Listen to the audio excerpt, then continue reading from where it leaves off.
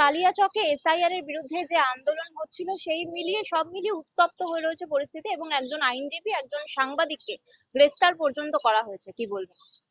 হুম, জায়গাটা এক্স্যাক্টলি কালিয়াচক না কোথায় আমি মানে I am sure not sure, কিন্তু ওনাদের সঙ্গে মানে যাদেরকে গ্রেপ্তার করা হয়েছে একজন আইনজীবী এবং একজন সাংবাদিক, তাদের সাথে আমার পার্সোনাল সলিডারিটি, মানে উই স্ট্যান্ড বাই দেম।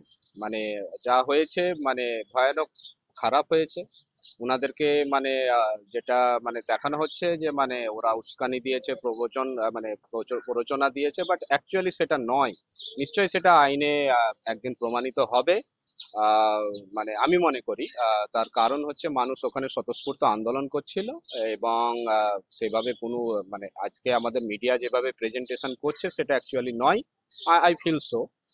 তার কারণ হচ্ছে কি বলে, ওনারা সেরকম প্ররোচনামূলক কিছুই বলেননি, ওনারা জাস্ট পার্টিসিপেট করেছেন, এবং এই সবাই মিলে একটা জাস্ট একটা ফাঁসানোর চক্রান্ত হচ্ছে। তো আমি পার্সোনালি আমি তাদের সঙ্গে সলিডারিটি, এবং আমাদের সমস্ত যারা আন্দোলনকারী মানুষজন তারা তাদের সঙ্গে পাশে আছে, এবং আমরা তাদের সাথে আছি। বিজেপির তরফ থেকে বলা হচ্ছে যে তৃণমূল সমস্ত নিয়ন্ত্রণ হারিয়ে ফেলেছে, তাই একটা সমাজ বিরোধী আন্দোলন এই রাজ্যে হতে পারে।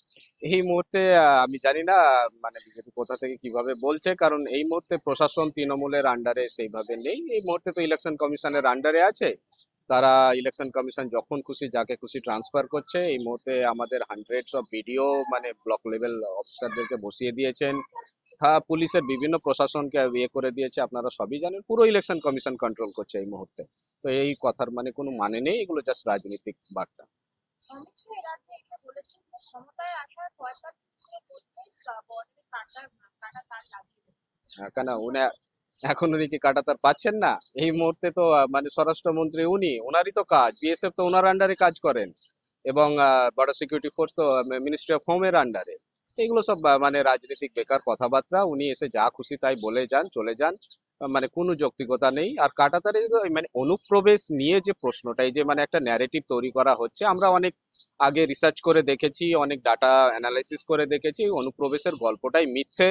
এই অনুপ্রবেশের মানে গল্প দিয়েই পশ্চিমবঙ্গে এনআরসি মানে সিএ এসআইআর এনআরসি করার মানে এই যে একটা চেষ্টা হচ্ছে, তাতে লক্ষ লক্ষ মানুষকে বাদ দেওয়ার আছে। মানে মানুষকে এগুলো খাওয়ানো হচ্ছে, ভাঁওতা কথাবার্তা। তীব্র নিন্দা করি অমিত স্যার।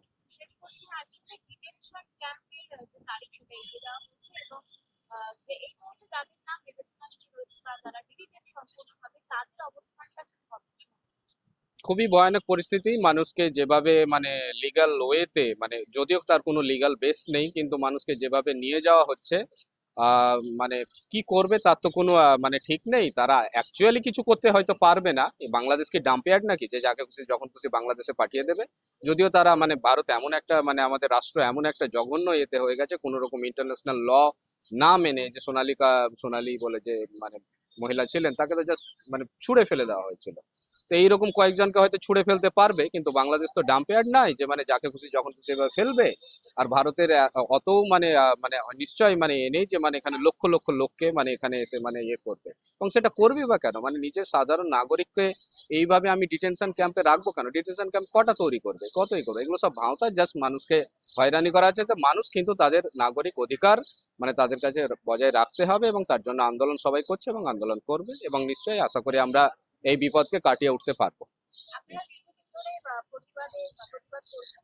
আপনাদের অভিজ্ঞতায় কি বলছে যে বিজেপির কথায় যে নির্বাচন কমিশনের এসআইআর প্রক্রিয়া, সেটা কি আদৌ বিজেপির যে স্বপ্ন বাংলায় সেটা সফল করতে পারবে?